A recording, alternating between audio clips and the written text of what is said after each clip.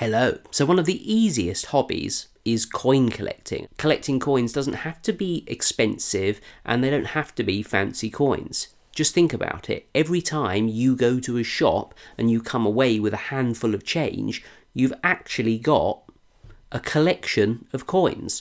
We are all secretly and unknowingly coin collectors. And now you've unwittingly started your coin collecting, you can start to take it more seriously.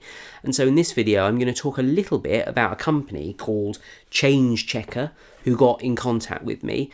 I'm not being paid for this video, by the way. They've sent me a couple of things to look at. I'm going to show you these things, and I'm going to talk generally about coin collecting. I put on a stupid voice, but it is actually a really cool and potentially lucrative hobby. So just kind of look at the coins that you've got at the moment. Pause this video and go and get the coins in your pocket. Have you got any sort of 50p's and things with strange designs on them? Some of these special design coins actually have very limited supplies of production. So they're incredibly rare, and subsequently they can be worth a lot of money.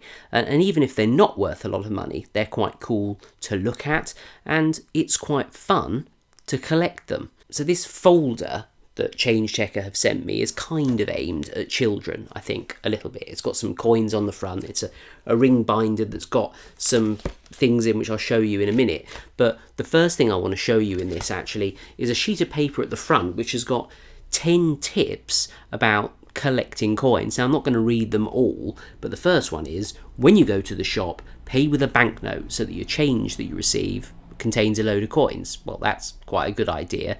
Every time you buy something, you can practice your hobby.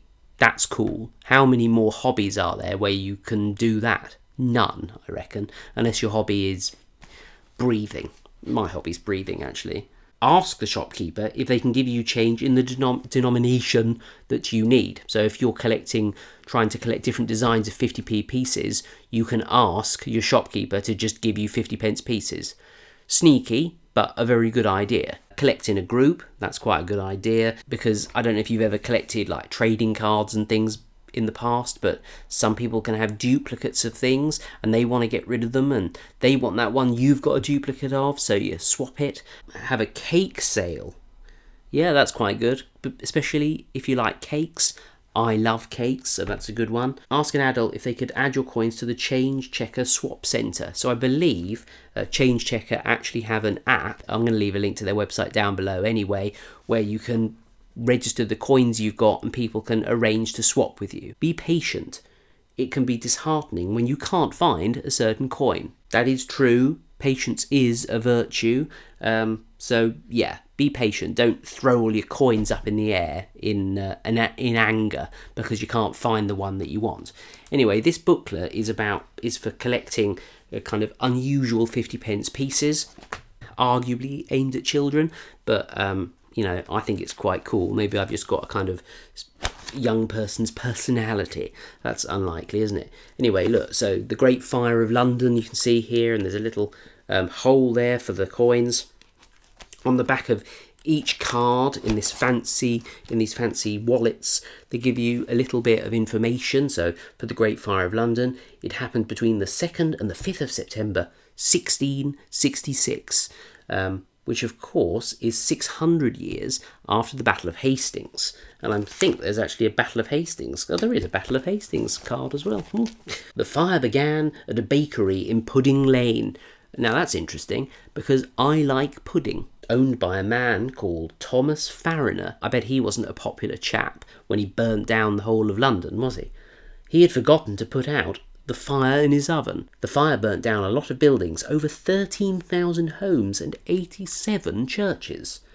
We know what happened during the fire because it was filmed and uploaded to YouTube by PewDiePie. Fascinating. Some of those facts weren't true. I'll leave you to guess which ones. So Change Checker have things like this on their website. They also have guides for collecting coins, and basically, it's your kind of central place if you're interested in taking this up as a hobby. But slightly more interesting to me was this thing that they sent me, which I was quite surprised, pleasantly surprised to find when I opened it up, it actually contains a complete set of special 10p pieces. So these are all things that you could have collected in your change, you know, gone through your change every week and tried to look for these. These are actually alphabet 10p pieces. Some are going to be rare and take a long time to find. You can actually just buy the entire collection of alphabet 10p pieces from Change Checker.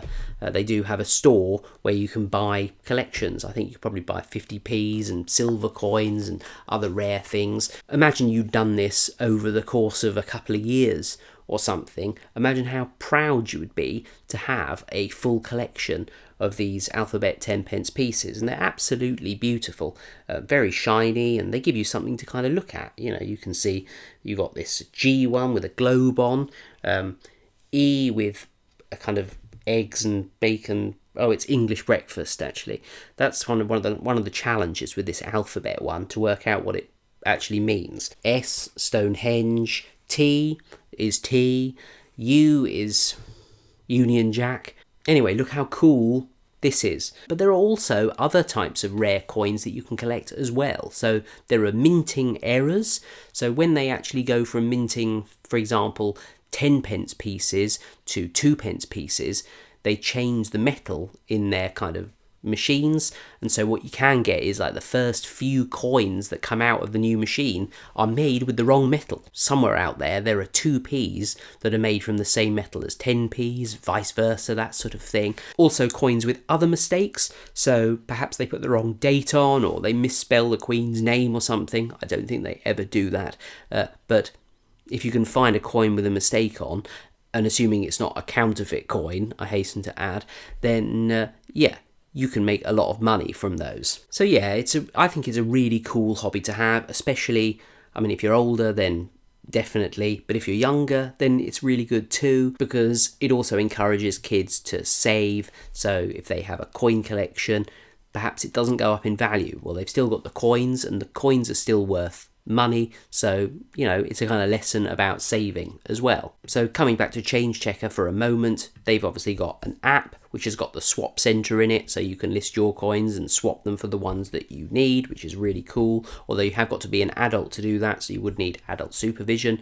They've got a blog which has kind of interesting articles about coin collecting, a shop where you can, as I say, bypass the actual collecting stage, or maybe buy a fancy way of presenting the coins that you've collected. They've got lots of information about coins, which is great if you just want to like not buy anything but you're interested in learning about the rare coins. We've got quite a cool article here about the price tracking of rare coins on eBay, written by Rachel Hooper, who I believe is the nice lady who sent me these things, so thank you, Rachel. There's a Scarcity Index.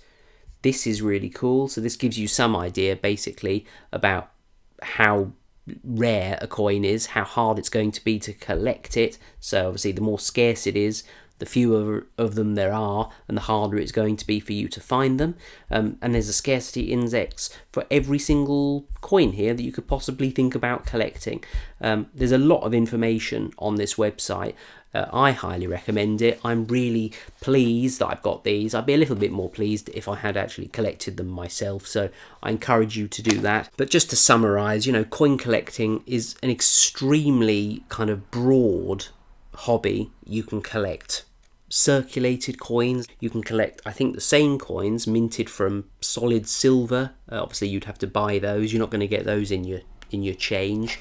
2p's, 1p's, pounds, 50p's, 10p's, 5p's, that you can literally collect everything. And as I've said, your collection's already started because you've got coins in your own purse or wallet or pocket or whatever, so there's no reason not to just go and check your coins now and see whether or not you've got any rare coins. So maybe go to the Change Checker website, have a look at whether or not your coins are rare, and let me know down below. Perhaps you already collect coins, let me know down below.